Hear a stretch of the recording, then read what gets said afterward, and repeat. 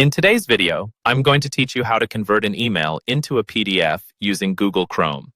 This can be a highly practical skill for those times when you need to save important emails for offline access, keep a permanent record, or even share the email in a universally accessible format.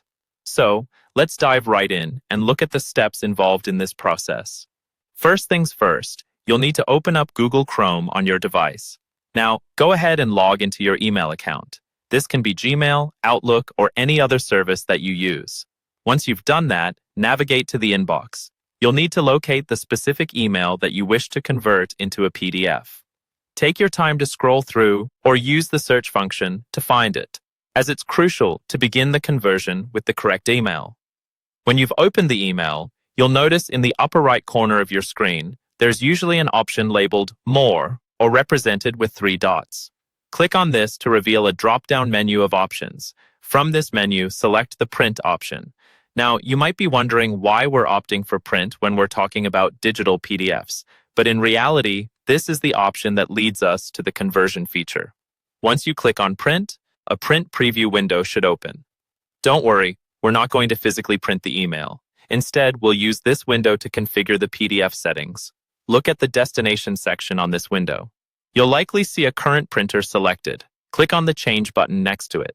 Here's where the magic happens. In the pop-up or drop-down menu that appears, select Save as PDF from the list of available printing destinations. This option converts the email into a PDF file rather than sending it to a printer. You might notice additional settings here, such as choosing a page layout or adjusting margins.